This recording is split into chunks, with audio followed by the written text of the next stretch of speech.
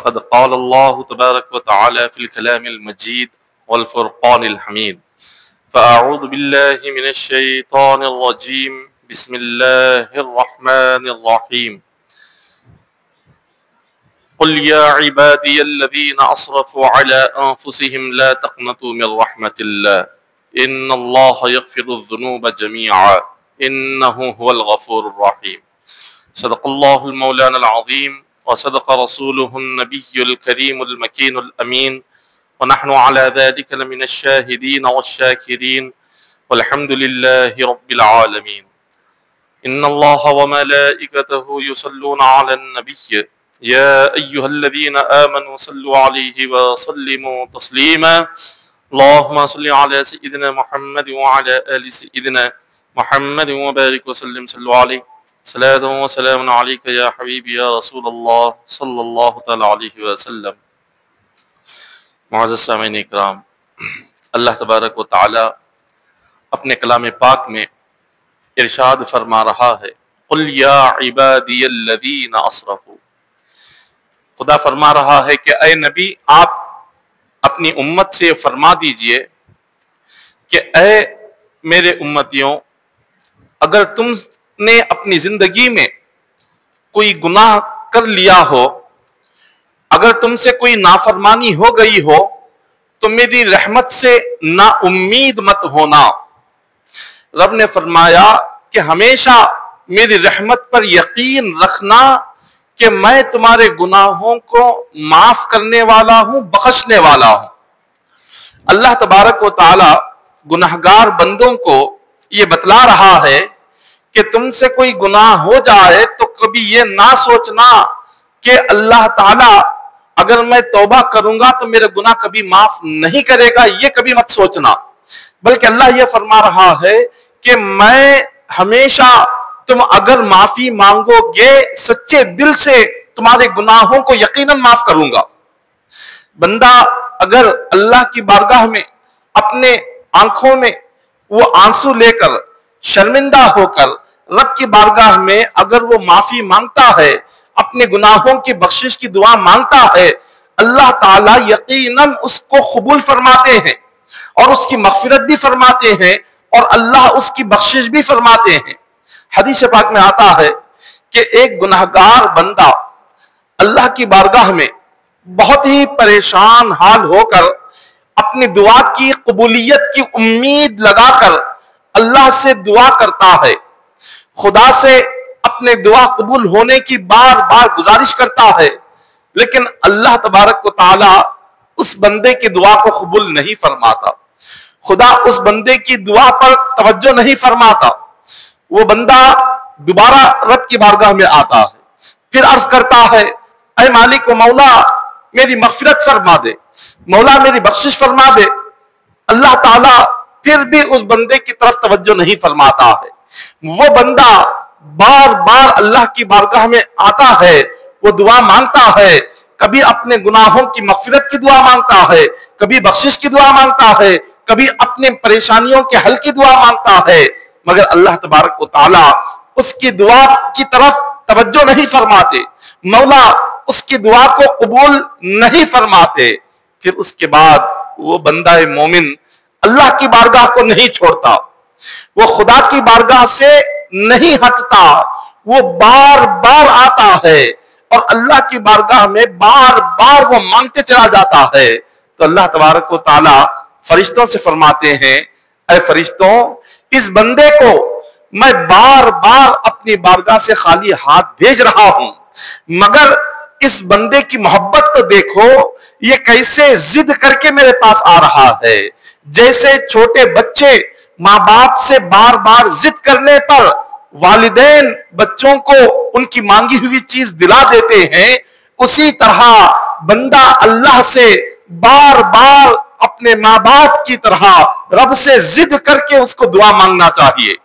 ایک مرتبہ میں دعا کبھی قبول بھی ہوتی ہے، کبھی قبول نہیں ہوتی، کیونکہ اللہ دیکھنا چاہتا ہے کہ یہ بندہ مجھ سے کتنی محبت کرتا ہے. کیا ایک مرتبہ مانگ کر یہ چھوڑ دیتا ہے یا بار بار مانگتا ہے، یہ اللہ تبارک و تعالیٰ دیکھنا چاہتا ہے۔ تو جب بندہ بار بار آ کر اللہ کی بارگاہ میں جب وہ مانگنے لگتا ہے، دعا کرنے لگتا ہے، اللہ تعالیٰ کو یہ بار بار آ کر دعا مانگنا اتنا پسند آتا ہے کہ مولا فرشتوں سے فرماتا ہے، اے فرشتوں تم گواہ ہو جاؤ، میں تمہیں گواہ بناتا ہوں، اس بندے کا مانگنا مجھے اتنا پسند آ گیا کہ یہ آج سے جو بھی دعا اس نے مانگی ہے میں اس کی ساری دعاؤں کو قبول کر لیتا ہوں۔ اللہ تعالیٰ فرماتے ہیں یہ بندہ اگر مجھ سے اپنی مغفرت کی دعا مانگے تو اس کی مغفرت فرما دیتا ہوں، اس کی بخشش کی دعا مانگے تو بخشش فرما دیتا ہوں۔ یہ کب ہوتا ہے؟ ہم ایک دو مرتبہ اللہ سے مانگ کر ہم بیزار ہو جاتے ہیں، یہ سمجھتے ہیں کہ اللہ تعالیٰ ہماری دعا قبول ہی نہیں کرتا، لیکن اللہ تبارک و تعالیٰ دیکھنا چاہتا ہے بندے کا صبر کیا ہے، بندے کا امتحان کیا ہے۔ کئی مرتبہ ایسا ہوتا ہے کہ خالق کائنات بندے کو یہ آزماتا ہے، اس کا صبر آزماتا ہے۔ ہم صبر میں کامیاب نہیں ہوتے، ہم چاہتے ہیں کہ ہر چیز جلدی مل جائے، ایک مرتبہ مانگے بس ہمیں مل جائے، ایک مرتبہ ہاتھ پھیلائے ہمیں مل جائے، ایسا نہیں ہوتا۔ خدا کا قانون یہ ہے کبھی اللہ تعالیٰ ایک ہی مرتبہ پر بھی بندے کو عطا کرتا ہے، لیکن اللہ کبھی کئی مرتبہ دعا مانگنے کے بعد عطا کرتا ہے۔ لیکن بندے کا کام کیا ہے؟ مانگتے رہنا، مانگنا بندے کا کام ہے، دینا یہ اللہ کا کام ہے۔ خدا دے یا نہ دے، لیکن جیسا ہم نمازیں پڑھتے جاتے ہیں اسی طرح سے ہمیں دعائیں کرتے جانا ہے۔ حدیث پاک میں حضور نے فرمایا الدعاء مخ العبادہ، دعا عبادت کا مغز ہے۔ جیسے ساری عبادتیں ہیں، نماز روزہ جیسے عبادت ہے، اسی طرح دعا بھی اللہ کی عبادت میں ہے۔ ایک حدیث پاک میں بیان کیا گیا کہ حضور علیہ السلام فرماتے ہیں کہ ایک شخص جنگل سے گزر رہا تھا کہ اس شخص نے دیکھا کہ بادل سے ایک آواز آئی، ایک شخص کا نام لے کر بادل کو حکم دیا گیا کہ تم جاؤ فلاں جگہ پر ایک کھیت ہے، ایک باغ ہے، اس باغ میں جا کر تم پانی برساؤ۔ یہ بادل کو حکم ہو رہا ہے، اس بندے کا نام لے کر کہا جا رہا ہے کہ فلاں بندے کا باغ ہے، اس باغ میں پانی کی کمی ہے، جا کر اس پر پانی برساؤ۔ جیسے یہ حکم آیا، اس حکم پر وہ بادل سیدھے اس بندے کے باغ کے پاس وہ پہنچا، اس بندے کے باغ کے پاس پہنچ کر وہ برسنے لگا، اور جب وہ برسا تو اس کا جو پانی تھا ایک چٹیل میدان میں ایک پتھریلی زمین پر وہ پانی پڑا، اور وہاں سے نالیوں کے ذریعے سے ہوتے ہوئے وہ پانی باغ کے اندر داخل ہوا۔ تو وہ جس شخص نے یہ آواز سنی تھی اس نے چاہا کہ میں جا کر دیکھوں کہ اللہ تعالیٰ بادل کو جس بندے کے باغ پر برسنے کا حکم دے رہا ہے کہ وہ بندہ ہے کون۔ تو وہ بادل کا پیچھا کرتے ہوئے وہ بندہ چلنے لگا۔ جب بادل جس جگہ پر جا کر وہ برسا تھا، جس پتھریلی زمین پر برسا تھا، وہ پانی وہاں سے ہوتے ہوئے نالیوں کے ذریعے سے جس باغ میں گیا، وہ اس پانی کا پیچھا کرتے کرتے باغ کے اندر داخل ہوا۔ جب باغ کے اندر داخل ہوا تو دیکھا کہ ایک شخص ہے جو باغ میں کھڑا ہوا ہے، اس کے ہاتھ میں ایک پھوڑا ہے، وہ پانی کو سارے درختوں کی طرف وہ بہا رہا ہے، وہ پھوڑے کے ذریعے سے وہ درختوں کا پانی، وہ پانی درختوں تک پہنچا رہا ہے۔ تو وہ شخص اس بندے کے پاس جاتا ہے، پوچھتا ہے کہ آپ کا نام کیا ہے؟ اس نے اپنا نام بتایا۔ جب نام بتایا تو وہ نام وہی تھا جو اس نے بادل میں سنا ہوا تھا، بادل میں وہ نام سنا ہوا تھا۔ اس بندے نے کہا کہ آپ کیا اس بادل کے مالک ہے، اس باغ کے مالک ہے؟ اس نے کہا کہ ہاں میں اس باغ کا مالک ہوں، یہ جو پانی آیا ہے اس پانی کو میں باغوں تک پہنچانے کا کام کر رہا ہوں۔ اس نے پوچھا کہ آپ کی کون سی عبادت ہے، آپ بتائیے، آپ کون سا عمل کرتے ہیں بتائیے، کون سی نیکی کرتے ہیں بتائیے، مجھے جاننا ہے تاکہ میں بھی وہ عمل کروں، میں بھی وہ نیکی کروں۔ تو اس بندے نے کہا کہ آپ میری نیکی کے تعلق سے کیوں پوچھ رہے ہیں، میری عبادت کے تعلق سے آپ کیوں پوچھ رہے ہیں؟ تو اس نے کہا میں نے بادل میں آپ کا نام سنا کہ خدا کی بارگاہ سے حکم ہو رہا ہے بادل کو کہ جاؤ فلاں بندے کے باغ میں پانی کی کمی ہے، جا کر پانی پہنچاؤ۔ تو میں سوچ رہا ہوں کہ یہاں پر اس روئے زمین پر کئی سارے لوگوں کے باغ ہے، کئی سارے لوگوں کے باغیچے ہیں، کئی سارے لوگوں کے درخت ہے، مگر کسی بندے کے باغ پر یہ نام لے کر بادل کو برسانے کا حکم نہیں ہوا، یہ صرف آپ کے باغ پر ہی یہ حکم ہو رہا ہے۔ تو میں جاننا چاہتا ہوں وہ کون سا عمل ہے جو اللہ کو اتنا پسند آ گیا، وہ کون سی عبادت ہے جو اللہ کو اتنی پسند آ گئی کہ اللہ تعالیٰ آپ کے باغ پر پانی برسانے کے لیے بادل کو حکم دے رہا ہے۔ تو اس نیک بندے نے، باغ کے مالک نے کہا کہ آج تک میں نے یہ کسی کو بتایا نہیں، آپ کے کہنے پر آپ کو بتاتا ہوں۔ دراصل میرا عمل یہ ہے، میری نیکی یہ ہے کہ اس باغ سے جتنی آمدنی ہوتی ہے اس آمدنی کے 3 حصے کرتا ہوں۔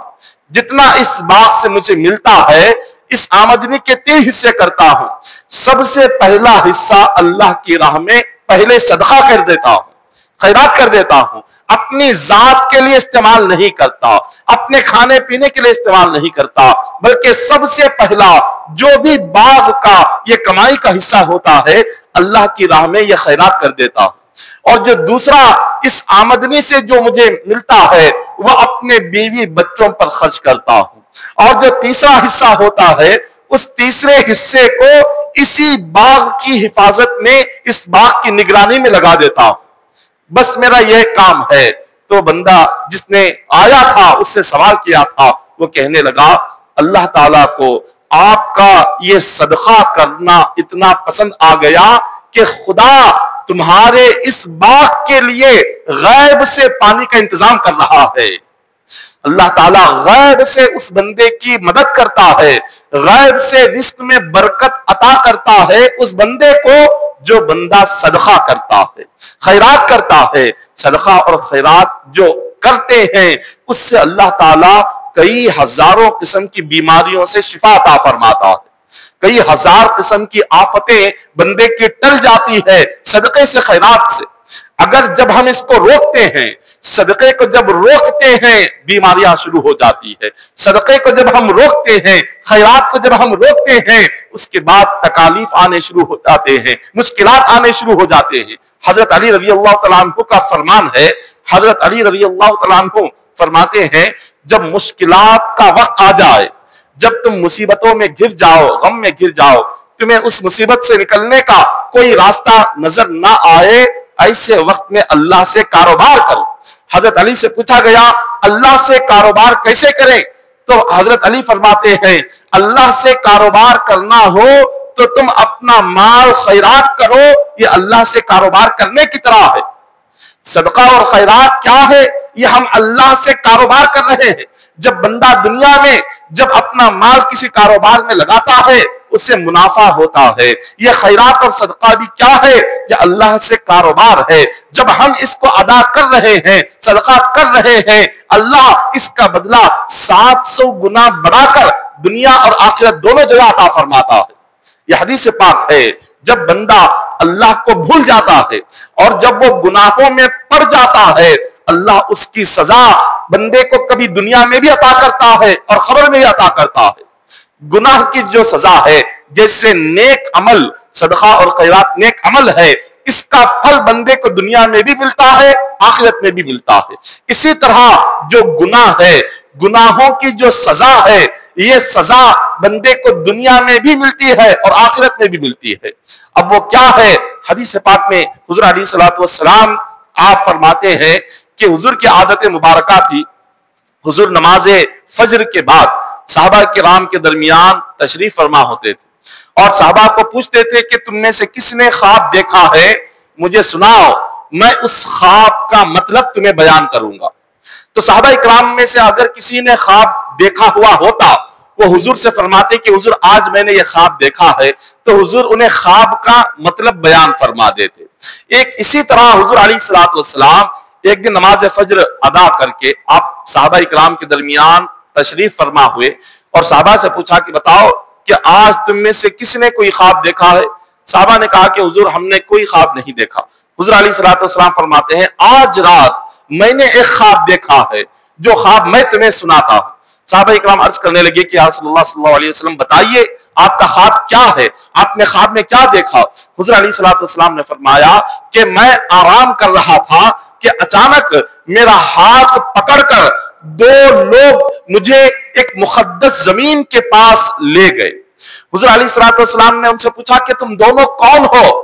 تو سیدھی جانب والے شخص نے کہا کہ حضور میں جبرائیل ہوں، بائیں جانب والے کہا رہے کہ حضور میں میکائیل ہوں، ہم دو فرشتے ہیں، آج اللہ کا حکم ہوا ہے کہ آپ کو ایک دوسری دنیا کی سیر کرائے، عالم برزخ کی سیر کرائے۔ عالم برزخ کیا ہے؟ خبر کی دنیا ہے۔ جس طرح سے یہ دنیا، اس کو جسمانی دنیا کہتے ہیں، اس دنیا کے بعد جو دوسری دنیا شروع ہوتی ہے اس کو خبر کی دنیا کہتے ہیں۔ حضور علیہ السلام نے فرمایا یہ دونوں فرشتے میرا ہاتھ پکڑ کر مجھے اٹھائے اور عرض کرنے لگے کہ حضور اللہ کا حکم ہے آج آپ کو خبر کی دنیا کی سیر کرائیں، آج آپ کو دکھائیں کہ خبر میں بندوں کے ساتھ کیا ہوتا ہے۔ حضور علیہ السلام نے کہا کہ چلو ہم قبر کی دنیا کیا ہے دیکھتے ہیں۔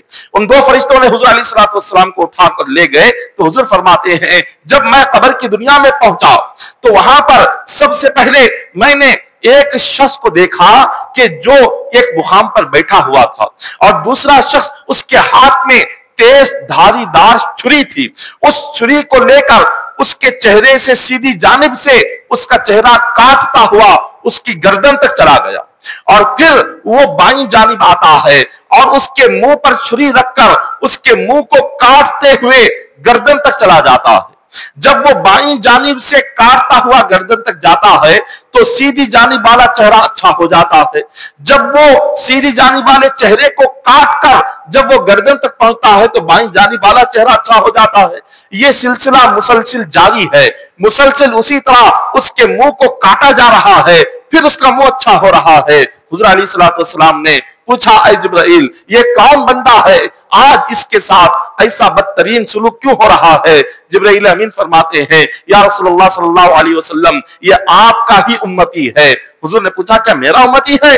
جبرائیل امین نے کہا کہ حضور ہاں آپ کا یہ وہ امتی ہے، اس کا ایک گناہ ہے، اس گناہ کی وجہ سے آج اسے یہ عذاب ہو رہا ہے۔ حضور نے پوچھا بتاؤ جبرائیل وہ کیا گناہ ہے؟ جبرائیل امین فرماتے ہیں کہ حضور یہ بندہ دنیا میں جھوٹ بولتا تھا، اس کے جھوٹ بولنے کی وجہ سے آج اللہ نے فرشتوں کو حکم دیا کہ خبر میں یہ جس منہ سے جھوٹ بولتا تھا اس منہ کو چھری سے ایک طرف سے کاٹو، گردن تک کاٹو اور جب سیدھی طرف کاٹ گئے بائیں جانب آ جاؤ۔ بائیں جانب آتے ہی اللہ پھر سے اس کا چہرہ اچھا کرتا ہے، پھر سے فرشتوں کو حکم دیتا ہے اس کا منہ کاٹ کر گردن تک اس کا منہ لے کر چلے جاؤ۔ یہ اتنا سخت عذاب یہ کس بندے کے لیے فرمایا گیا؟ جو جھوٹ بولتا ہے، اس بندے کے لیے کہا گیا۔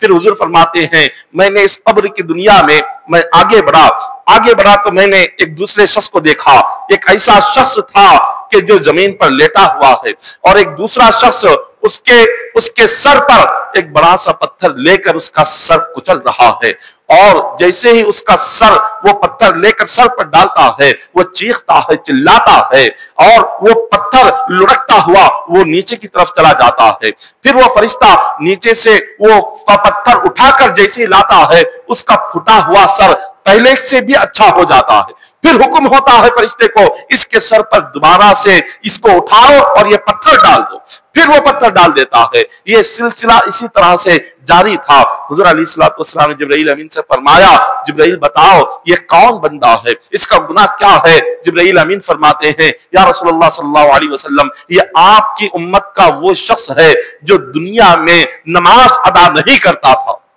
جو نماز ادا نہیں کرتا تھا۔ خبر میں اللہ تعالیٰ نے ایک فرشتے کو مقرر کر دیا کہ اس کا سر سجدے میں جھکتا نہیں تھا، اذان سنتا تھا، سستی سے کاہلی سے یہ اپنے گھر میں پڑا رہتا تھا مگر اللہ کی بارگاہ میں آ کر اپنا سر نہیں جھکاتا تھا۔ تو جو سر اللہ کی بارگاہ میں نہیں جھکتا خبر میں آنے کے بعد اس سر کو فرشتے پتھر لے کر اس کو کچلتے رہتے ہیں، اس کو مارتے رہتے ہیں۔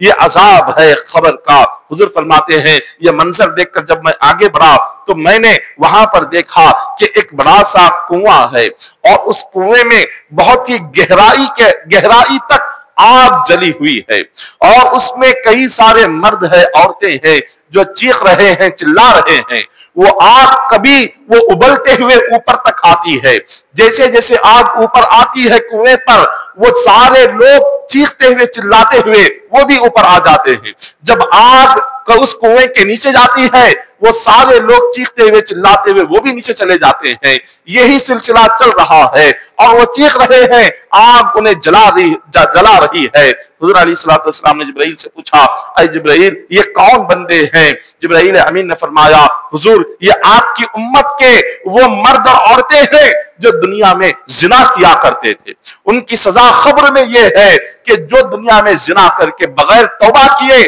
دنیا سے وہ رخصت ہو جاتا ہے، خبر میں اس کو آگ کے کنویں میں ڈالا جاتا ہے، قیامت تک اس کو آگ کے کنویں میں ہی جلایا جاتا ہے۔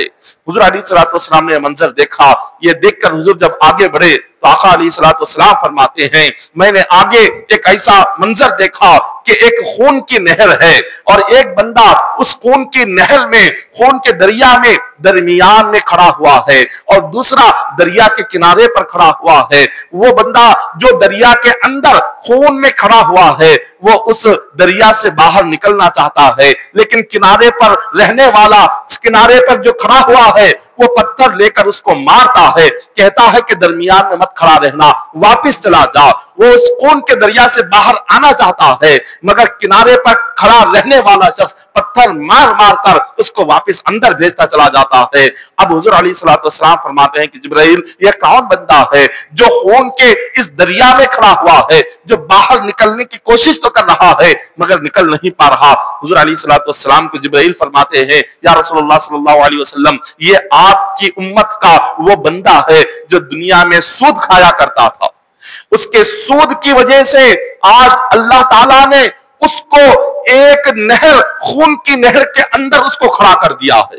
جتنا سود کا مال اس نے کھایا تھا وہ سود کا مال نہیں تھا، دراصل وہ خون تھا ان مجبور لوگوں کا جس سے اس نے سود کی رقم لی ہوئی تھی، یہ ان مجبوروں کا خون تھا، آج اللہ انہی کے خون میں اس کو ڈبو رہا ہے۔ اتنا بدترین سود کا گناہ ہے۔ حضور علیہ السلام فرماتے ہیں، یہ منظر دیکھ کر پھر جب میں آگے بڑھا تو میں نے دیکھا کہ ایک بہترین باغ ہے، اس باغ کے اندر فرشتے وہاں پر لے گئے۔ جبرائیل امین فرماتے ہیں، اے فرشتوں یہ کیا ہے؟ تو جبرائیل امین فرماتے ہیں کہ یا رسول اللہ صلی اللہ علیہ وسلم یہ جو بہترین باغ آپ کو نظر آ رہا ہے یہ قبر میں جنت کا باغ ہے، یہ نیک لوگوں کو اللہ تعالیٰ ان کی قبر میں ہی جنت کا باغ انہیں عطا کر دیتا ہے۔ اسی جنت کے باغ میں حضرت ابراہیم علیہ السلام تھے۔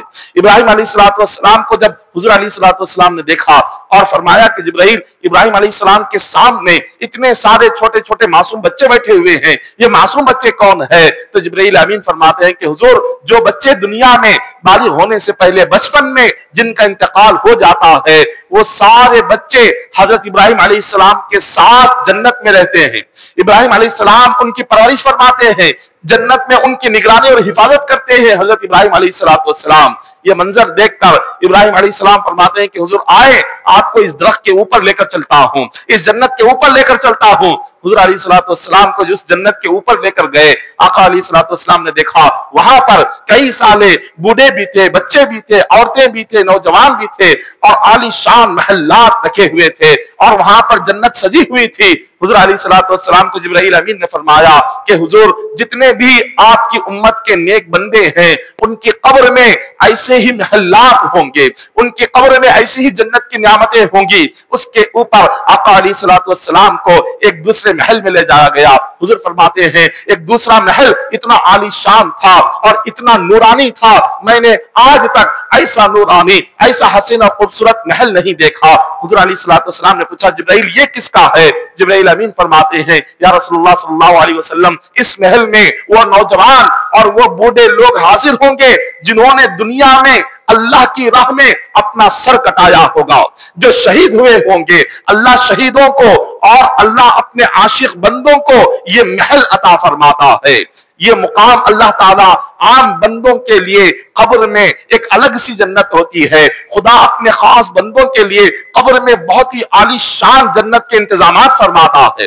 اور ایک حدیث پاک میں حضور نے فرمایا کہ قبر میں جنت کے دروازے کھول دیے جاتے ہیں۔ وہ قبر عام بندے کے تو قبر نظر آتی ہے لیکن اصل میں وہ جنت کا باغ ہوتا ہے، لیکن اسی طرح گناہگار کے لیے اس کی جو قبر ہوتی ہے وہ قبر نہیں بلکہ وہ جہنم کا گڑھا بن جاتی ہے۔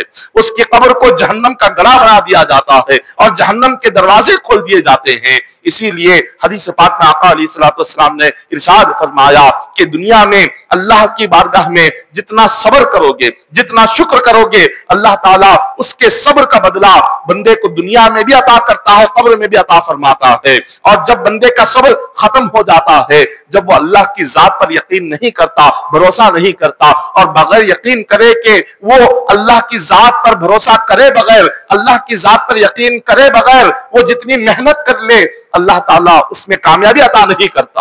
محنت میں کامیابی تبھی ہوتی ہے کہ محنت بھی ہو، اللہ کی ذات پر یقین بھی ہو۔ ایک بندہ مومن، ایک صاحب ایمان، ایک ولی اللہ، ایک بہت ہی نیک ولی گزرے ہیں، ان کے تعلق سے آتا ہے کہ ان کی جو بیوی تھی وہ بڑی سخت مزاج تھی اور ناشکری تھی، اور جو شوہر تھے وہ بڑے ہی نیک تھے اور ایک بزرگ تھے۔ تو 2-3 دن تک وہ شخص بہت پریشان تھا کیونکہ 2-3 دن گزر چکے تھے، ان کے کھانے کا کوئی انتظام نہیں تھا، ان کے پینے کا کوئی انتظام نہیں تھا، اور وہ اللہ کے ولی اور وہ نیک بندے وہ ہمیشہ اللہ کی عبادت میں رہتے تھے۔ بیوی نے ایک دن آ کر کہا کہ یہ دیکھو کہ تم اتنا زیادہ عبادت کر رہے ہو، یہاں پر بچے بھوکے ہیں، پیاسے ہیں، ہم بھی بھوکے اور پیاسے ہیں، تم اپنی کمائی کا کوئی ذریعہ کیوں نہیں تلاش کرتے؟ کوئی ذریعہ تلاش کرو تاکہ اس کے ذریعے سے ہمارا پیٹ بھی بھر جائے اور ہماری ضرورتیں پوری بھی ہو جائے۔ جب اس بزرگ نے، اس ولی نے اپنی بیوی کی ان باتوں کو سنا، انہوں نے کہا چلو تمہاری خواہش پر میں اپنی روزی کا کوئی ذریعہ تلاش کرتا ہوں اور اپنی روزی کے لیے میں کوئی انتظام کرتا ہوں۔ اب وہ صبح کے وقت میں نکل گئے اور نکل کر جہاں پر لوگ آ کر مزدوروں کی تلاش کرتے تھے، وہ آ کر انہی مزدوروں کی قطار میں کھڑے ہو گئے۔ ایک ایک شخص آتا گیا اور ایک ایک مزدور کو ساتھ لیتا گیا اور وہ چلا گیا، لیکن یہ اللہ کا جو محبوب بندہ تھا، یہ جو بزرگ تھے، یہ جو ولی تھے، مزدور کی تلاش میں، کام کی تلاش میں کھڑے ہوئے ہیں، مگر کسی بندے نے انہیں اپنے ساتھ لے کر اپنا گھر نہیں گئے، کسی بندے نے انہیں اپنے ساتھ لے کر انہیں کسی مزدوری کا کام نہیں دیا۔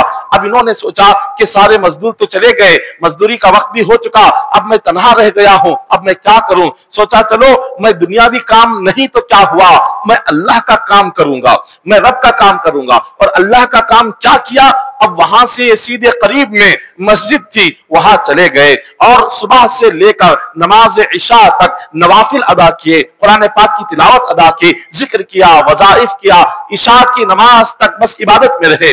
جیسے نماز عشاء ہو گئی یہ اپنے گھر پہنچے، جیسے گھر پہنچے بیوی انتظار میں تھی کہ شوہر کچھ نہ کچھ مزدوری لے کر آئیں گے۔ جب مزدوری لے کر آئیں گے تو بھوکے جو بچے 2-3 دن سے ہیں ان کے لیے کچھ کھانے کا انتظام ہو جائے گا۔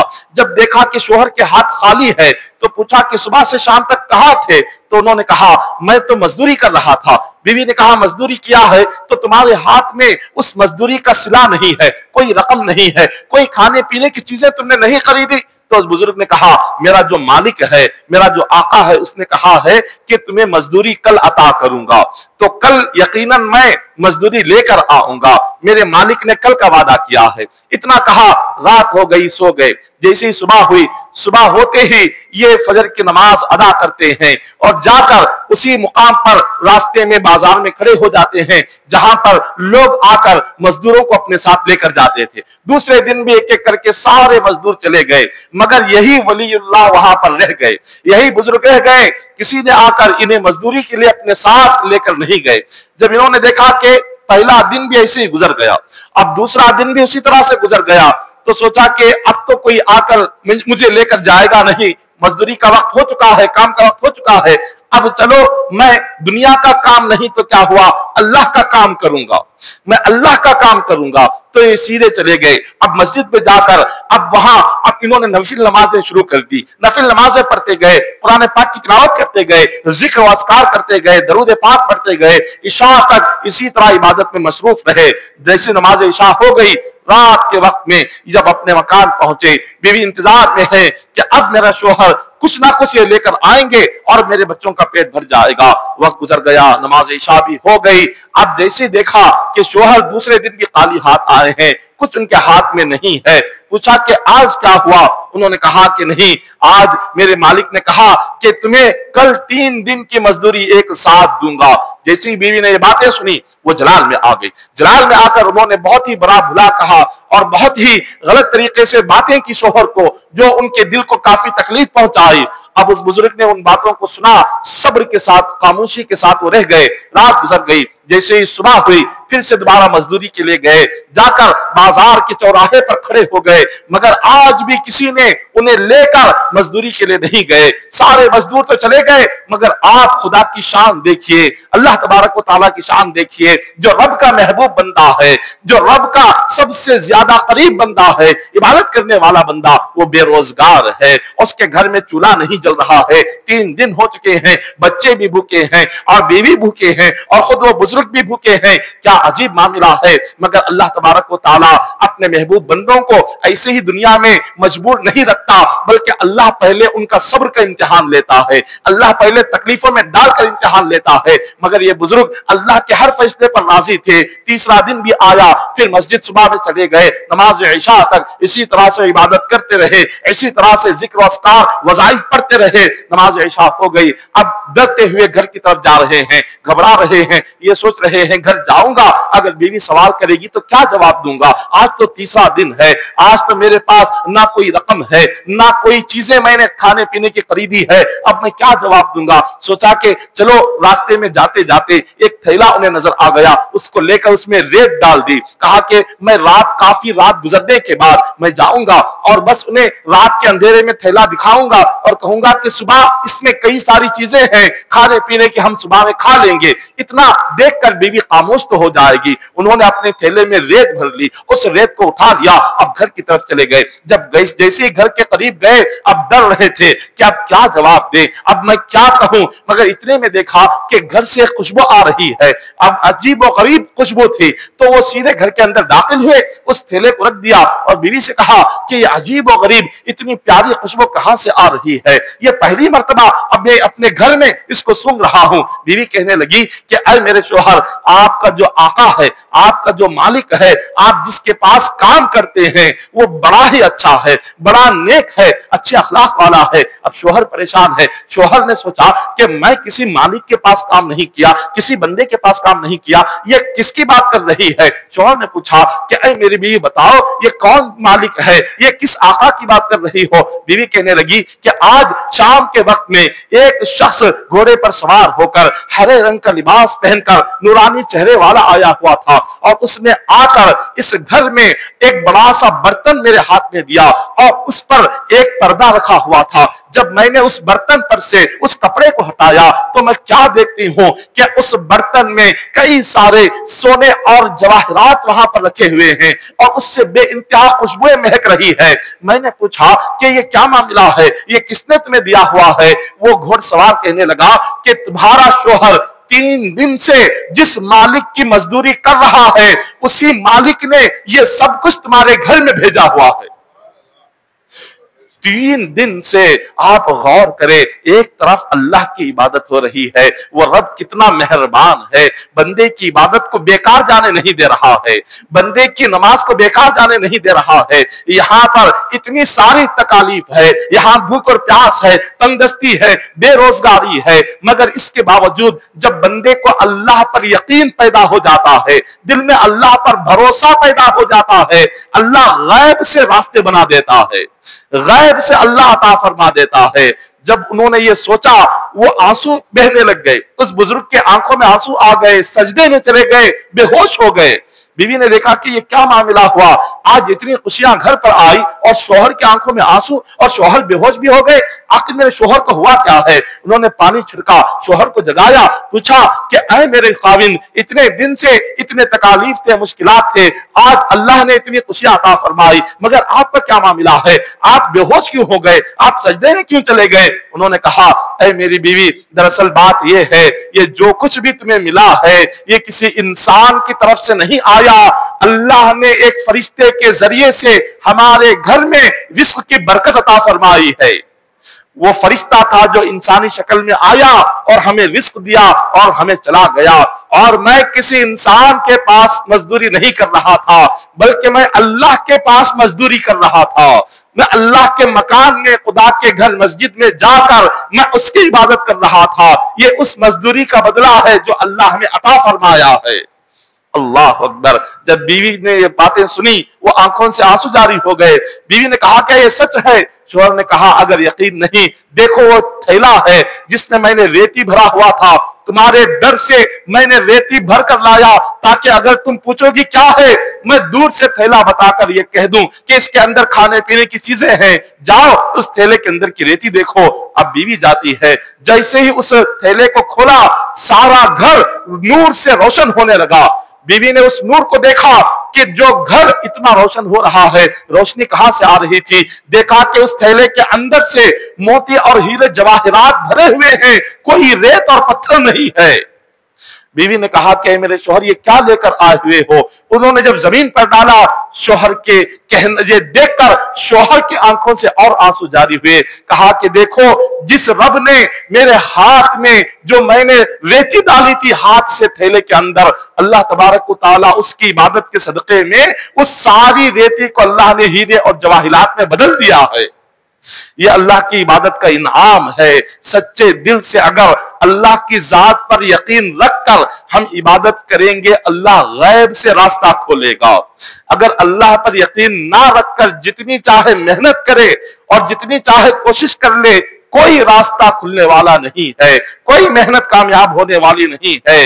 ایک روایت میں آتا ہے جب کوئی بندہ عام لوگ جس کو ہم عام شخص کہتے ہیں، کوئی بندہ جس کو ہم عام شخص کہیں کون اللہ کا ولی ہے پتہ نہیں چلتا، کوئی دوستوں میں ساتھیوں میں اتنا نیک رہتا ہے کہ ہم اس کو عام شخص سمجھتے ہیں مگر ان میں کوئی نہ کوئی خدا کا محبوب نکلتا ہے۔ حدیث پاک میں آقا علیہ الصلوۃ والسلام نے ارشاد فرمایا ہر 40 مسلمانوں میں ایک اللہ کا ولی ہوتا ہے، ہر 40 میں۔ ہمیں پتہ نہیں چلتا وہ عام لوگوں کی شکل میں، وہ کیا رشتہ داروں میں کبھی نکل جاتے ہیں، کبھی دوست و احباب میں ہو جاتے ہیں، ہم سمجھتے ہیں یہ کوئی عام شخص ہے مگر اصل میں وہ اللہ کا نیک بندہ اور ولی ہوتا ہے۔ ایک بصرہ ایک علاقہ ہے، عراق میں ایک علاقہ ہے بصرہ، وہاں کے ایک قبیلے کا سردار تھا، وہ بہت زیادہ غمگین رہتا تھا۔ اس کے ایک ساتھی نے کہا کہ ہم تمہیں کئی دنوں سے دیکھ رہے ہیں، بہت زیادہ چہرے پر غم کے آثار نظر آ رہے ہیں، آپ کے غم کی وجہ کیا ہے؟ اس قبیلے کے سردار نے کہا دراصل بات یہ ہے کہ ایک مرتبہ میں حج کے لیے روانہ ہوا، میرے ساتھ دوست و احباب تھے، رشتہ دار تھے، میرے خادم تھے، میرے خادموں میں خاص ایک خادم تھا جو میری بہت خدمت کیا کرتا تھا، وہ خادم میرے ساتھ وہ بھی آیا، سارے لوگ جیسے آئے، اور ایک مقام پر آ کر جب سارے لوگ چھوڑ کر واپس چلے جاتے ہیں تو سارے تو چلے گئے مگر وہ جو خاص خادم تھا وہ میرے ساتھ رہ گیا، اور میں اس سے بار بار کہہ رہا تھا کہ سب تو چلے گئے ہیں تو بھی واپس چلا جاؤ، مگر وہ خادم جو تھا اس نے کہا کہ حضور میں واپس نہیں جاؤں گا، میں آپ کے ساتھ حج کو آؤں گا۔ اب یہ جو مالک تھا، یہ جو قبیلے کا سردار تھا، اس نے کہا تو نے کیا سمجھ رکھا ہے؟ کیا حج کا سفر اتنا آسان ہے؟ تو ہے سب سے پہلے محتاج، تنگدست، فخر و فاقے میں زندگی گزار رہا ہے، بصرہ عراق سے لے کر یہاں کعبۃ اللہ تک پہنچنا، اس کے درمیان کئی سارے سامان کی ضرورت ہوتی ہے، کھانے پینے کی ضرورت ہوتی ہے، لباس کی ضرورت ہوتی ہے، ہزار قسم کی چیزیں ہیں، اور تیرے پاس تو کچھ نہیں ہے۔ ایسی مفلسی میں، محتاجی میں، غریبی میں، تنگدستی میں کعبۃ اللہ تک کیسے پہنچ سکے گا؟ تو نہیں پہنچ سکے گا، اس لیے یہیں پر رک جا۔ اب یہاں سے مالک نے اپنے غلام کو جھڑکیاں دینا شروع کر دیا۔ اب جو غلام تھا آپ دیکھیں وہ تو سمجھ رہا تھا کوئی عام شخص ہے، اس کی زبان سے ایک جملہ نکلا، اس نے کہا کہ اے میرے مالک، جو رب آپ کو مال و دولت کے ساتھ حج پہنچانے کی طاقت رکھتا ہے، کیا وہ رب مجھ جیسے غریب کو بغیر مال کے حج کو جانے کی طاقت نہیں دیتا؟ آپ کا رب بھی وہی ہے، میرا رب بھی وہی ہے، جو رب آپ کو حج کو لے جا رہا ہے، اپنے گھر کو بلا رہا ہے، وہی رب مجھے بھی اپنے گھر کو بلائے گا، وہ مجھے کیسے چھوڑ سکتا ہے؟ بس اتنا کہا اور وہ خادم وہاں سے چلا گیا۔ جیسے ہی وہ خادم وہاں سے چلا گیا، اب جو مالک تھا اس نے سوچا کہ چلو یہ واپس اپنا گھر چلا گیا ہوگا، یہ سیدھے کعبۃ اللہ پہنچا۔ کعبۃ اللہ میں حج کے تمام فرائض ادا کر دیے اور اس کے بعد مدینہ پہنچا۔ جیسے مدینہ آیا وہاں پر اب اس نے اپنے خادم کو دیکھا، خادم مدینہ منورہ میں موجود ہے اور راستے میں کہیں پر خادم نظر نہیں آیا، سیدھا مدینہ میں خادم نظر آیا۔ اب یہ مالک تھا جو قبیلے کا سردار تھا، اس نے پوچھا اے میرے خادم، میں نے تمہیں کہیں راستے میں نہیں دیکھا، اب نہ کعبۃ اللہ میں دیکھا، تم یہاں پر مدینہ میں کیسے آ گئے؟ خادم کہنے لگا کہ حضور دراصل بات یہ ہے، میں نے اللہ کی بارگاہ میں سچے دل سے ارادہ کیا مولا مجھے تیرے گھر پر آنا ہے، اللہ نے میرے آنے کا ایسا انتظام کیا کہ میں ساری دنیا سے چھپ کر غیبی طریقے سے کعبۃ اللہ میں پہنچ گیا۔ میں کیسا پہنچا یہ رب ہی جانتا ہے، اللہ نے کیسے مجھے کعبے میں بلایا یہ رب ہی جانتا ہے۔ اب اس کے بعد جیسے مالک نے یہ بات سنی تو پوچھا، اب مالک نے مذاق کے طور پر اور دل لگی کے طور پر کہا کہ تو نے کعبے کا حج تو کر لیا، کیا تجھے سند مل گئی؟ اس نے پوچھا کہ کس بات کی سند؟ وہ کہنے لگا کہ جو بھی کعبۃ اللہ کا حج کرتا ہے اسے ایک سند ملتی ہے، اسے کعبۃ اللہ سے ایک سرٹیفکیٹ ملتا ہے، ایک پرچہ ملتا ہے جس میں لکھا ہوا ہوتا ہے کہ فلاں بندہ آج اس نے حج کیا ہے، اس کو نہ خبر میں عذاب ہوگا نہ اس کو قیامت کے دن عذاب ہوگا۔ یہ کعبۃ اللہ سے یہ پرچی ملتی ہے، کیا تجھے نہیں ملی؟ تو اس نے کہا کہ ایسا تو مجھے نہیں ملا۔ وہ جو خادم تھا بڑا معصوم تھا، اس کو کچھ پتا نہیں تھا، اس نے اپنے مالک کی یہ جو باتیں تھی، یہ معصومانہ باتیں، یہ مذاق کی باتوں کو اس نے سچ سمجھ بیٹھا اور پھر دوبارہ مدینہ منورہ سے پھر سے کعبۃ اللہ کے پاس آیا، حجر اسود کے پاس بیٹھ گیا اور اللہ کی بارگاہ میں عرض کرنے لگا اے مالک و مولا، میں تیرے گھر کی زیارت کے لیے آیا ہوں، مجھے پتا نہیں میرا حج قبول ہوا ہے یا نہیں ہوا ہے، مجھے معلوم نہیں تو نے میرے حج کو قبول کیا یا نہیں کیا، جب تک تیری بارگاہ سے مجھے سند نہیں ملے گی، جب تک تیری بارگاہ سے کعبۃ اللہ سے یہ لکھ کر مجھے پیغام نہیں آئے گا کہ میرا حج قبول ہو گیا اور خبر میں قیامت میں عذاب نہیں ہوگا، اس وقت تک مولا تیرا کعبۃ اللہ چھوڑ کر باہر نہیں جاؤں گا۔ اتنا کہا اور کعبہ کے سامنے بیٹھ گیا، زار و قطار رونے لگا۔ اس بندے کا رونا اتنا بڑا کہ دن گزر گئے، رات گزر گئی، کئی گھنٹے گزر گئے، مگر یہ بندہ ہے اللہ کی بارگاہ میں یہ کہہ کر بیٹھا ہوا ہے کہ مولا جب تک کعبۃ اللہ سے تیرے گھر سے مجھے سند نہیں ملے گی، جب تک تیرے گھر سے مجھے ایک پرچہ نہیں ملے گا، میرا حج قبول ہوا نہیں جاؤں گا۔ اب دیکھیں اللہ کی بارگاہ میں سچے دل سے کعبۃ اللہ میں جا کر جو مانگتے ہیں اللہ یقیناً عطا فرماتے ہیں۔ مانگنا سچا ہونا چاہیے، دل سے ہونا چاہیے۔ کعبے کے سامنے اللہ کے گھر میں بیٹھ کر ہم جو بھی دعا کریں گے سچے دل سے، اللہ یقیناً اس دعا کو قبول فرماتے ہیں۔ جب اس بندے نے یقین رکھ کر یہ دعا مانگی تو دیکھیں کہ کعبۃ اللہ سے اس بندے کو سند اس کے ہاتھ میں مل گئی۔ اللہ نے سند کعبے کے ذریعے سے اس کے ہاتھ میں سند عطا فرمائی۔ اس بندے نے دیکھا ایک سفید ریشمی کپڑا ہے اور اس سفید ریشمی کپڑے پر ہر ایک قلم سے لکھا ہوا ہے کہ اے بندے جا، خبر میں اور قیامت میں نہ تجھے عذاب ہوگا نہ تجھے سزا ہوگی۔ یہ لکھ کر آ گیا۔ اب یہ خادم جو تھا خوش ہوا، سوچا کہ چلو اپنے آقا کے پاس جاؤں اور میں بتاؤں کہ مجھے بھی کعبے سے سند مل گئی ہے۔ وہ خوشی خوشی مدینہ منورہ میں آقا کے پاس پہنچا، کہا کہ اے میرے مالک، آپ نے جو کہا تھا کہ یہاں سے سند ملتی ہے ہر حاجی کو، دیکھو میں کعبۃ اللہ سے اپنی سند لے کر آ گیا، میرا حج قبول ہو گیا، اللہ نے لکھ کر بھیجا ہوا ہے۔ جب یہ منظر دیکھا مالک نے وہ حیرت زدہ رہ گیا۔ اس نے سوچا کہ یہ جو خادم ہے جس کو میں اپنے گھر کی خدمت کے لیے رکھا ہوا تھا، اللہ کی بارگاہ میں اس کا مقام کتنا بلند ہے، یہ ولایت کے درجے پر پہنچا ہوا ہے، اس کو خود معلوم نہیں ہے ولی ہے، یہ ولی بن چکا، اللہ کا دوست بن چکا، مگر اس کو خود پتا نہیں ہے، یہ خود اپنے آپ کو ابھی خادم سمجھ رہا ہے، یہ اپنے آپ کو ابھی غلام سمجھ رہا ہے۔ اس نے بڑے ادب اور احترام کے ساتھ اپنے خادم سے کہا کہ یہ جو سند ہے یہ مجھے دے دو، میں اس کی حفاظت کروں گا، جب بھی تمہیں یہ چاہیے میں یہ تمہارے حوالے کر دوں گا۔ خادم نے وہ سند دے دی اور کہا کہ جب میرے انتقال کا وقت آ جائے اس سند کو میری قبر میں رکھ دینا، اس سند کو قبر میں رکھ دینا تاکہ اس کے صدقے میں اللہ عذاب جہنم سے نجات عطا فرما دے۔ بس اس سند کو لے لیا مالک نے اور اپنے پاس رکھ لیا۔ جب چند دنوں کے بعد اب یہ جو قوم کا سردار تھا، اس خادم کا مالک تھا، یہ سفر پر نکل گیا۔ جب سفر پر نکلا تو سفر میں پتا چلا کہ اس خادم کا انتقال ہو چکا ہے۔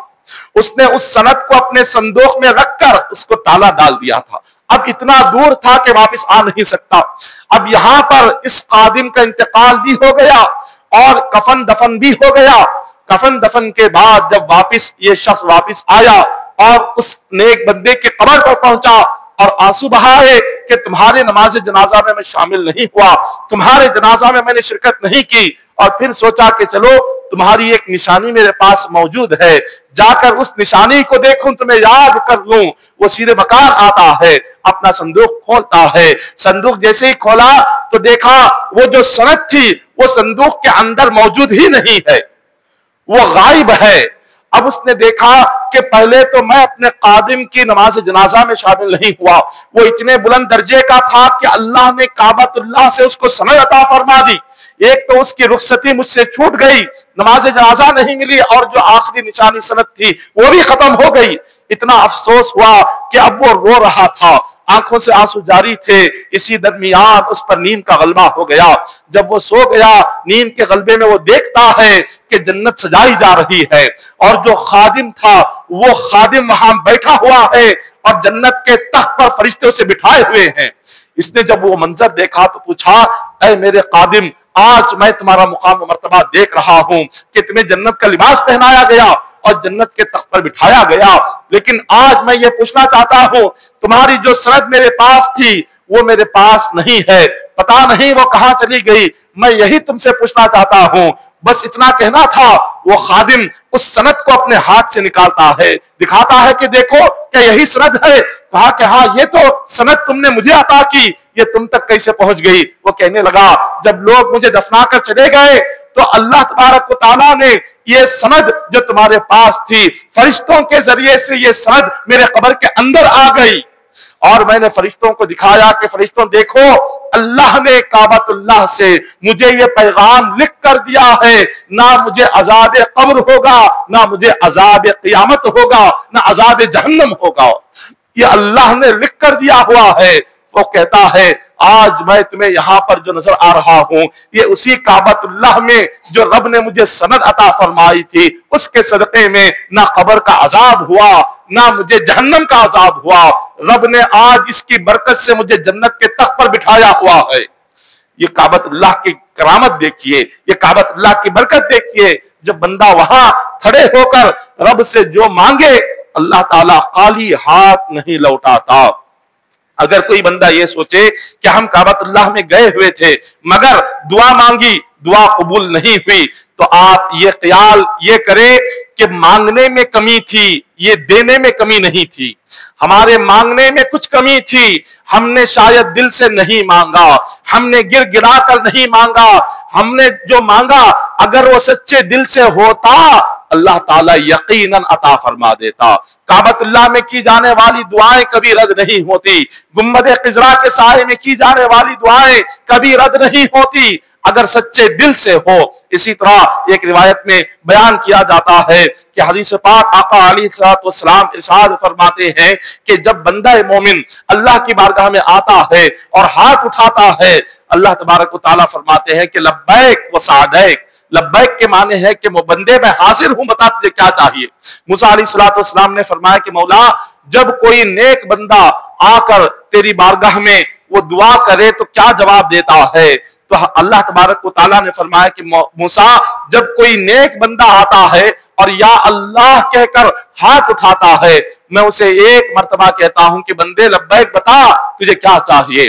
پھر موسیٰ علیہ السلام نے فرمایا کہ مولا اگر کوئی گناہگار ہے، نیک نہیں ہے، نمازی نہیں ہے، روزدار نہیں ہے، حاجی نہیں ہے، وہ بڑا گناہگار ہے، بدکار ہے، خطاکار ہے، ایسا گناہگار بندہ تیری بارگاہ میں آ گیا، آ کر ہاتھ اٹھایا اور کہا اے اللہ میری فلاں حاجت ہے، میری فلاں تکلیف ہے، مولا دور کر دے، اس بندے کو کیا جواب دیتا ہے؟ اللہ تبارک و تعالیٰ نے فرمایا کہ موسیٰ نیک بندہ ہاتھ اٹھاتا ہے ایک مرتبہ لبیک کہہ کر جواب دیتا ہوں، اگر گناہگار بندہ ہاتھ اٹھاتا ہے اور دعا کرتا ہے اسے ایک مرتبہ نہیں بلکہ 3 مرتبہ لبیک کہہ کر جواب دیتا ہوں۔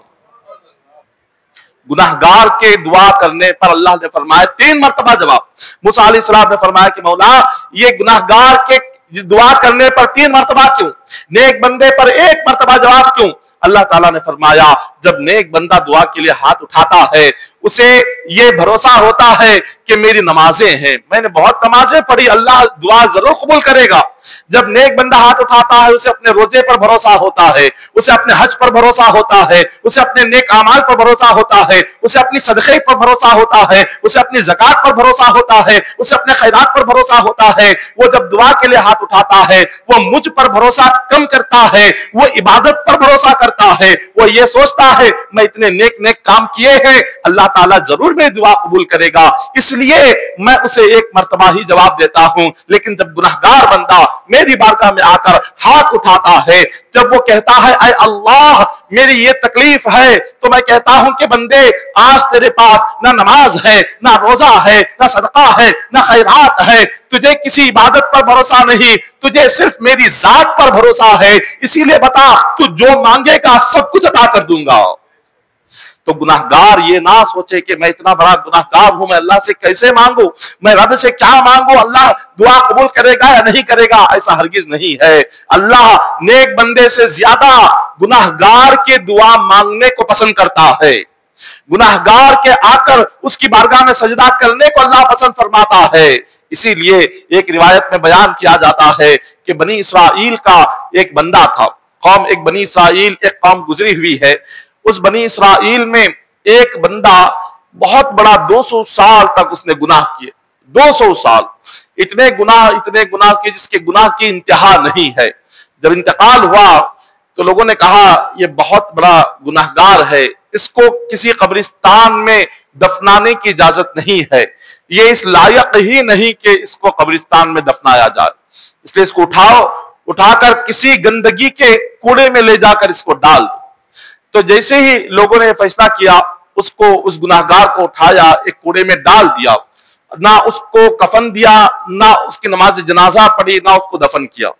جب یہ معاملہ ہوا اللہ تبارک و تعالیٰ نے حضرت موسیٰ علیہ السلام سے فرمایا کہ اے موسیٰ جاؤ، تمہاری قوم میں میرا ایک دوست ہے، لوگوں نے اس کو اٹھا کر ایک کوڑے میں ڈال دیا ہے، اس کو نکالو اور اس کو غسل دو اپنے ہاتھوں سے، اس کو کفن پہناؤ اپنے ہاتھوں سے، اور تم خود اس کی نماز جنازہ پڑھو اور خود اس کو اپنے ہاتھوں سے دفن کر دو۔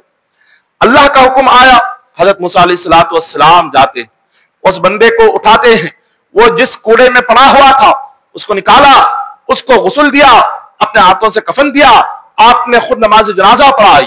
اب قوم کے لوگ آ کر دیکھنے لگے اور وہ حیرت زدہ رہ گئے، انہوں نے کہا کہ موسیٰ شاید آپ کو پتا نہیں ہے یہ جو بندہ ہے اس نے 200 سال اللہ کی نافرمانی میں گزارے، اس کی زندگی کے 200 سال گزر گئے اور وہ سارے 200 سال اس نے اللہ کی نافرمانی کیا، کبھی ہم نے اس کو عبادت کرتے ہوئے نہیں دیکھا، اور آپ اللہ کے ولی اپنے ہاتھوں سے آپ غسل دے رہے ہیں، اپنے ہاتھوں سے کفن پہنا رہے ہیں اور خود آپ اس کی نماز جنازہ پڑھ رہے ہیں، یہ کیا معاملہ ہے؟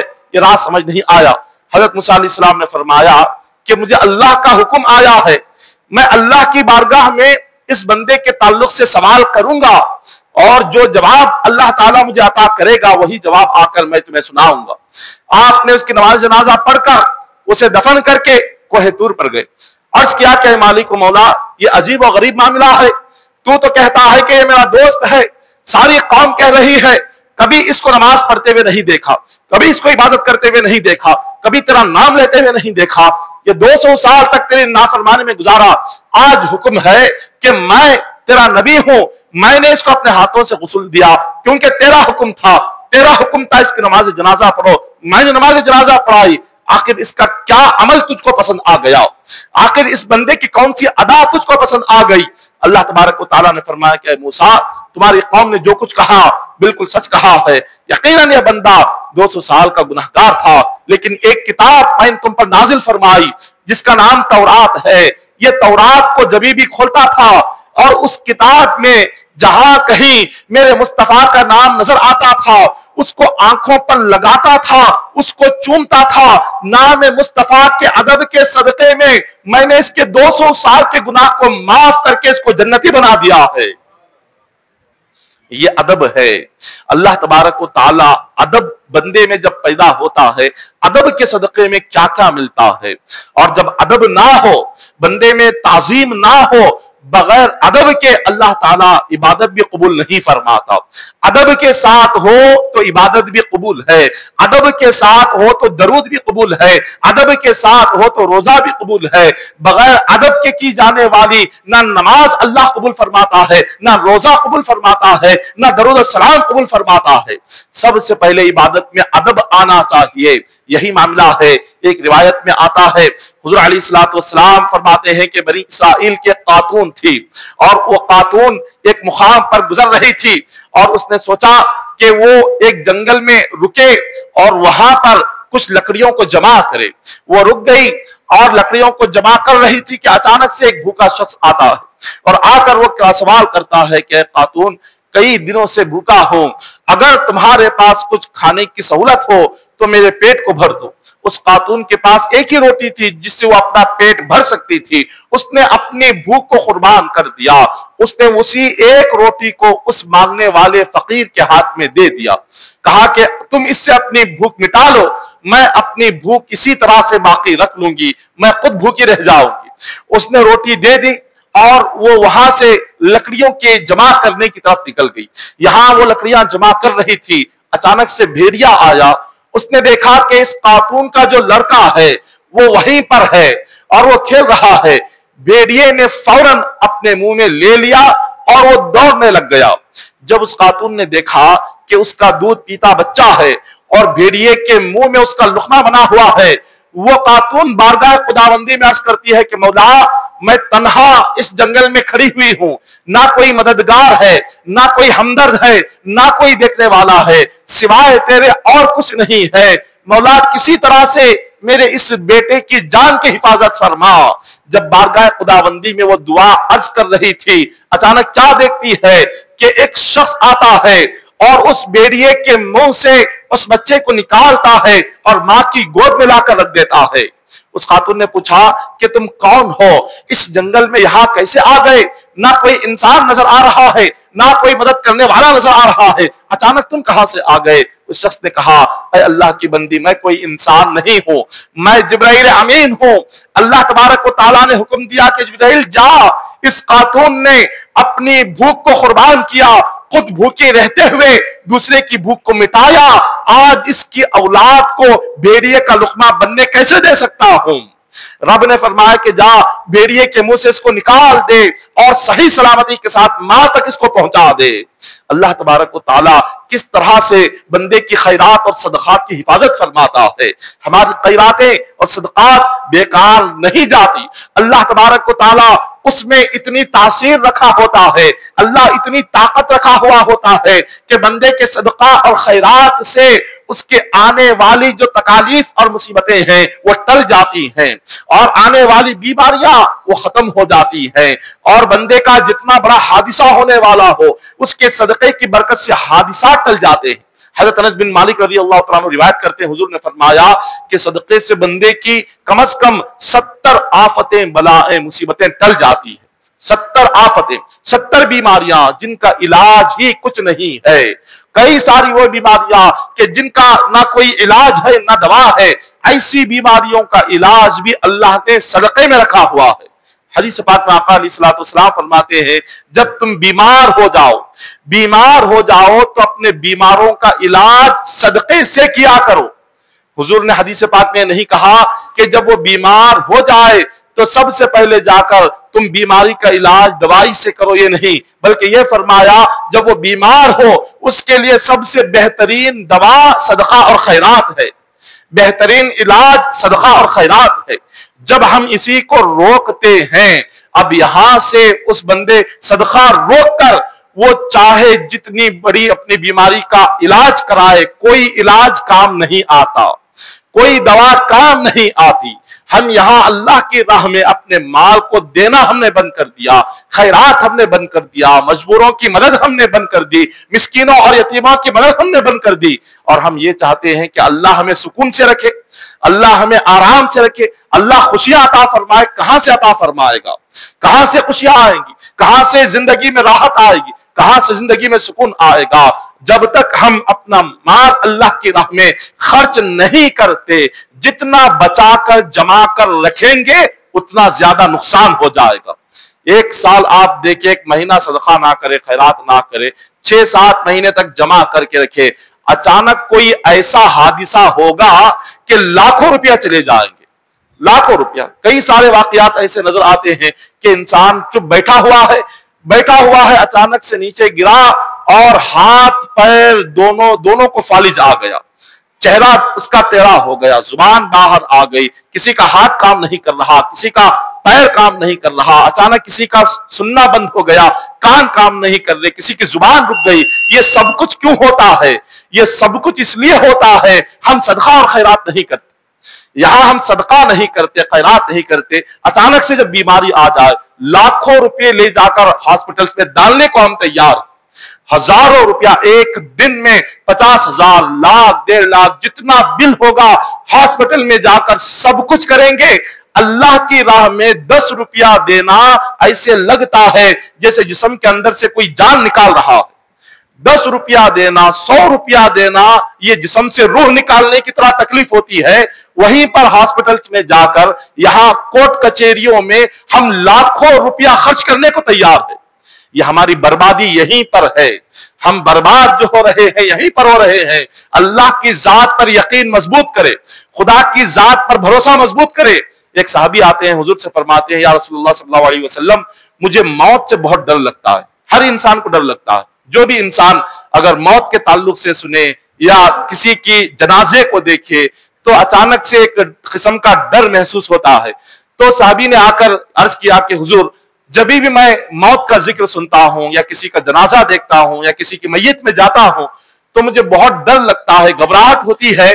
अब इसका इलाज क्या है?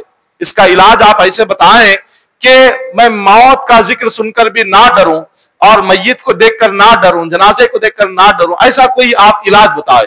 हुजूर अलैहिस्सलातु वस्सलाम क्या फरमाते हैं, अगर तुम चाहते हो कि मौत से ना डरो, मौत से मोहब्बत हो, खबर से मोहब्बत हो, जनाजे से मोहब्बत हो, तो अपने हाथ से सदका खैरात करने की आदत डालो। जितना तुम सदका खैरात करने की आदत डालोगे, मौत से डर नहीं, मौत से मोहब्बत होगी। खबर से डर नहीं, खबर से मोहब्बत होगी। जनाजे से घबराहट नहीं, जनाजे से एक ताल्लुक पैदा होगा, लगाव पैदा होगा। क्यों पैदा होगा? हुजूर फरमाते हैं, इंसान की आरज़ू होती है उसका माल जहां जाता है वो भी वहां जाना चाहता है। अगर माल यहां पर रख दिया तो दिल चाहता है यहीं पर रह जाऊं। अगर माल अपने हाथों से खैरात किया, उसके जहन में ये दिल ख्याल आता है जो मैं खैरात कर रहा हूं ये अल्लाह के पास जा रहा है, तो दिल चाहेगा मेरा माल जिस रब के पास जा रहा है मैं भी उस रब के पास चला जाऊं। इसीलिए फरमाया, अपनी मौत और कब्र से डर निकालना हो, हाथों से सदका खैरात करने की आदत डाला करो। यह मौत का डर मिटाती है, कब्र का डर मिटाती है और हमारे दिलों में आखिरत की फिक्र पैदा करती है। लन तनालुल बिर्रा हत्ता तुनफिकू मिम्मा तुहिब्बून, चौथा पारा उठाए।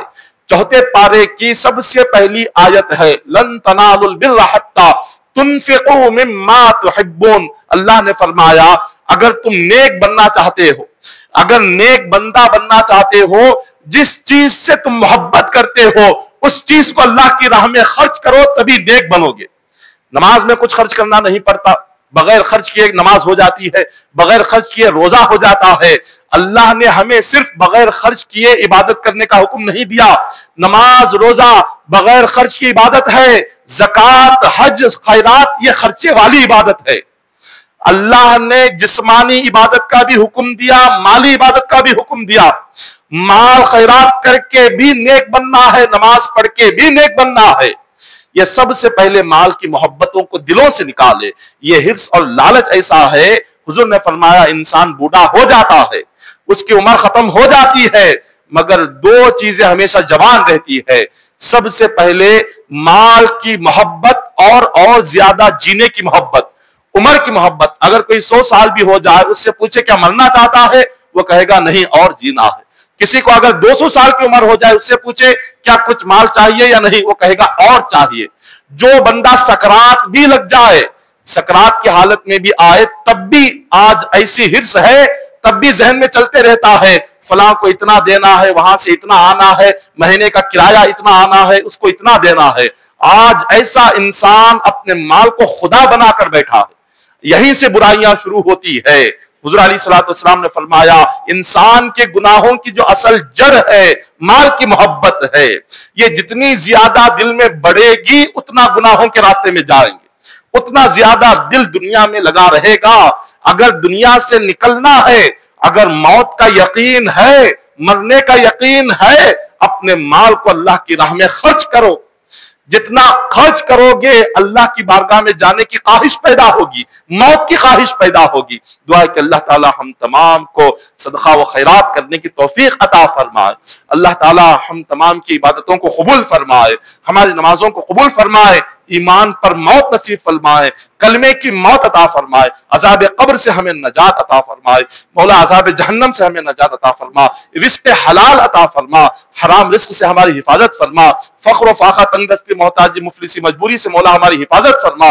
الہ العالمین مخلوق سے دنیا سے مال سے بے نیازی عطا فرما۔ الہ العالمین 5 وقتہ نماز کا پابند بنا، تہجد کا پابند بنا، ہر دن قرآن پڑھنے کی توفیق عطا فرما، ہر دن حضور علیہ السلام پر درود پڑھنے کی توفیق عطا فرما، ہمارے دلوں میں مولا ادب اور احترام پیدا فرما، حضور کی سچی عقیدت اور محبت پیدا فرما، مولا تیری عبادت اور بندگی میں زندگی گزارنے کی توفیق عطا فرما، ہمارے دلوں سے غرور فخر تکبر کو نکال دے، مولا عاجزی اور انکساری کی زندگی عطا فرما۔ الہ العالمین اے مالک و مولا ہمیں قرآن اور حدیث پر عمل کرنے کی توفیق عطا فرما، ہمارے اعمال میں اخلاص اور الہیت عطا فرما، ہماری عبادتوں کو قبول فرما، ہمارے نمازوں کو قبول فرما، صدقہ و خیرات کو قبول فرما۔ ان اللہ و ملائکتہ یصلون علی النبی یا ایھا الذین آمنوا صلوا علیہ وسلموا تسلیما اللهم صل علی سیدنا محمد وعلی آل سیدنا محمد وبارک وسلم صلوا علیہ صلاۃ و سلام علیک یا حبیبی یا رسول اللہ صلی اللہ تعالی علیہ وسلم۔